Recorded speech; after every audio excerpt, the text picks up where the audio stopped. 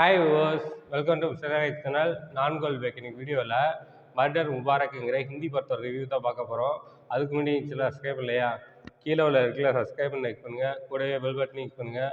அப்போ தான் நான் போகிற வீடியோ வரும் நோட்டிஃபிகேஷனாக வரும். அப்போ தான் இந்த வீடியோ மிஸ் பண்ணால் பார்க்கலாம். நீங்கள் மர்டர் முபாரக் 2024 ஒரு கிரைம் மிஸ்ட்ரி த்ரில்லர் சேனலில் எடுக்கப்பட்ட படம். இந்த படம் நெட்ஃப்ளிக்ஸ் OTT பிளாட்ஃபார்மில் தமிழ் டப் வெர்ஷன் அவைலபிளாக இருக்குது. செக் பண்ணி பாருங்கள். இந்த படத்தில் சாரா அலி கான், விஜய் வர்மா, பங்கஜ் திரிபாதி, கரிஷ்மா கபூர் இன்னும் பல நடிச்சிருக்காங்க. இப்போ அவங்க இந்த படத்தோட கதை என்னன்னு பார்ப்போம். இந்த படத்தோட கதையை பார்த்தோம்னாக்கா, ராயல் டெல்லி கிளப்னு ஒரு கிளப் இருக்குது, எலைட் கிளப் இருக்குது. அந்த கிளப்பில் லியோன்ற ஒருத்தர் மர்மமான முறையில் கொலை செய்யப்படுறாரு. அதை இன்வெஸ்டிகேட் பண்ண பங்கஜ் திரிபாதி வராரு. கிளப்பில் உள்ள எல்லாரையும் இன்வெஸ்டிகேட் பண்ணாரு. கடைசியாக அந்த கொலையை யார் பண்ணியிருப்பான்னு கண்டுபிடிச்சாரா இல்லையா, இதுக்கப்புறம் அந்த சுவாரஸ்யமான விஷயங்கள்லாம் படத்தோட மொத்த கதையே. இந்த படத்தோட ரன் டைம் பார்த்தோம்னாக்கா 2 hours 22 minutes ஓடுது. ஃபஸ்ட்டு ஒரு 1 hour 45 minutes வந்து ஃபுல்லாக இன்வெஸ்டிகேஷன் தான். அந்த கிளப்பில் உள்ள எல்லாரையுமே ஒரு தனித்தனியாக பங்கஜ் திரிபாதி வந்து இன்வெஸ்டிகேட் பண்ணுவார். அவர் இன்வெஸ்டிகேட் பண்ணும்போது ஒவ்வொருத்தரும் ஒவ்வொரு கதை சொல்லுவான்.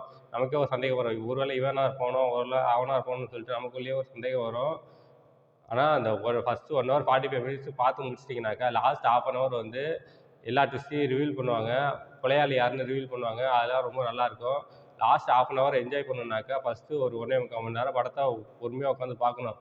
அந்த படத்தை ஃபஸ்ட்டு 1.25 மணி நேரம் பார்க்கணுன்னாக்கா ரொம்ப பொறுமை அவசியம். ரொம்ப போர் அடிக்கும், ரொம்ப கடுப்பாகும் படம் பார்க்கவே. எப்படா படத்தை முடிப்பீங்க, நீங்கள் யார் வேணால் கொலையாளியாக இருந்துட்டு போங்க, எங்களை ஆளை விடுங்கடா, சீக்கிரம் படத்தை முடிங்கடா அப்படிங்கிற மாதிரி தான் இருக்கும் அந்த படம். அந்த அளவுக்கு ரொம்ப ஸ்லோவாக போகும். இந்த 1.25 மணி நேரம் பார்த்து முடிச்சிட்டிங்கனாக்கா, லாஸ்ட் ½ an hour ஒரு சும்மா ட்ரீட்டுன்னு சொல்லலாம். படம் பார்த்ததுக்கு இது ஒருத்தான படம்டா அப்படின்னு சொல்கிற மாதிரி ஒரு ஃபீலை கொடுப்பாங்க. அந்த அளவுக்கு ரொம்ப நல்லாயிருக்கும்.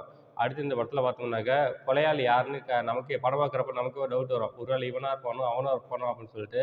கடைசியில் நம்ம நினச்சவங்க இல்லாமல் வேற ஒருத்தவங்க இருப்பாங்க. அப்படி ஒரு படம் இருந்தால் தான் அது வந்து ஒரு ஒரு மிஸ்ட்ரி கிரைம் த்ரில்லர் இருக்குன்னு ஒரு நல்ல படம். அதே போல் இந்த படத்துலையும் இருக்குது. நம்ம வந்து ஒரு ஒரு ஆளை அசிங்கம் பண்ணியிருப்போம், இவன் தான் கொலை பண்ணியிருப்பான்னு சொல்லிட்டு. ஆனால் எல்லாத்தையும் ஒரு 99% வந்து நம்ம நினைக்கிறவங்க இருக்க மாட்டாங்க. ஆனால் இந்த படத்தில் நான் நினச்சே பார்க்கல இவங்க தான் இந்த கொலையை பண்ணியிருப்பாங்கன்ட்டு. அது இப்போ ட்விஸ்ட்டை ரிவீல் பண்ண விரும்பல.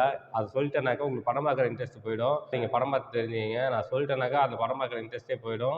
அதனால் படத்தை பார்த்து தெரிஞ்சுக்கிங்க. இப்போ வந்து இந்த படத்தோட பாசிட்டிவ்ஸ் அண்ட் நெகட்டிவ்ஸ் என்னென்னு பார்த்தலாம். இந்த படத்தோட ஃபர்ஸ்ட் பாசிட்டிவ் அப்படின்னாக்கா பெர்ஃபார்மன்ஸ் தான். இந்த படத்தில் வச்சவங்க பெர்ஃபார்மன்ஸ் ரொம்ப நீட்டாக இருந்துச்சு. சாரா அலி கானாக இருக்கட்டும், விஜய் வர்மாவாக இருக்கட்டும், பங்கஜ் திரிபாதியாக இருக்கட்டும், கரிஷ்மா கபூராக இருக்கட்டும், அதுக்கப்புறம் அந்த எலைட் கிளப்பில் உள்ள மீதி மெம்பர்ஸாக இருக்கட்டும், எல்லாருமே அவங்க ஒரு ரோலை சூப்பராக பண்ணிட்டாங்க. குறிப்பிட்டு சொல்ல தேவையில்ல, இந்த படத்தில் எல்லாருமே அவங்களோட பெர்ஃபார்மன்ஸை ரொம்ப நீட்டாக பண்ணியிருந்தாங்க. அடுத்து இந்த படத்தோட செகண்ட் பாசிட்டிவ்னாக்க சினிமாட்டோகிராஃபி. ஒவ்வொரு ஃப்ரேமும் சூப்பராக எடுத்திருக்காங்க. ஒவ்வொரு ஃப்ரேமும் கலர்ஃபுல்லாக ரொம்ப நீட்டாக இருந்துச்சு பார்க்கவே. அதெல்லாம் பார்க்கும்போது ரொம்ப நல்லா இருந்துச்சு. இந்த படத்தில் நெகட்டிவ் அப்படின்னாக்கா ஸ்லோனஸ் தான். இந்த படம் ரொம்ப ஸ்லோவாக போகுது, கடுப்பாகுது, படம் பார்க்கவே கடுப்பாகும். அந்த அளவுக்கு இருக்குது. இந்த படத்தில் அடுத்து என்ன ஈஸியாக பிக் பண்ணுற மாதிரி போச்சு. இந்த படம் டெக்னிக்கல் வைஸ் ரொம்ப ஸ்ட்ராங்காக பண்ணியிருக்காங்க. சினிமாட்டோகிராஃபி ரொம்பவே நல்லா இருந்துச்சு. எடிட்டிங், இந்த படத்துக்கு தேவையான விஷயங்களை கரெக்டாக இருக்காங்க. இந்த படத்தை ஒரு 20 நிமிஷம் ஒரு ½ an hour ட்ரிம் பண்ணியிருக்கலாம். ட்ரிம் பண்ணுறதுக்கான ஸ்கோப் இருந்தது. பட் அவங்க ட்ரிம் பண்ணாமல் விட்டாங்க. ட்ரிம் பண்ணியிருந்தாங்கனாக்கா இந்த படம் இன்னும் கொஞ்சம் ஒரு ஆவரேஜான படம்னு சொல்லியிருக்கலாம். இந்த படத்துக்கு மியூசிக் ரொம்பவே நல்லா பண்ணியிருந்தாங்க. சாங்ஸ் எல்லாம் நல்லா இருந்துச்சு.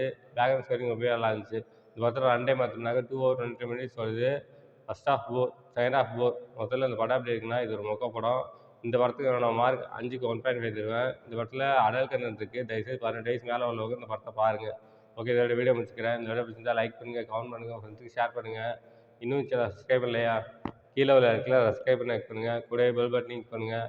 அப்போ தான் நான் போகிற வீடியோ நோட்டிஃபிகேஷனாக வரும். அப்போ தான் இந்த வீடியோ மிஸ் பண்ணால் பார்க்கலாம். நீங்கள் கீழே டிஸ்கிரிப்ஷனில் சோஷியல் மீடியா லிங்க்ஸ் தான் கொடுத்துருக்கேன். லைக் பண்ணுங்கள், கமெண்ட் பண்ணுங்கள், ஃபாலோ பண்ணுங்கள். தேங்க்ஸ் ஃபார் வாட்சிங்.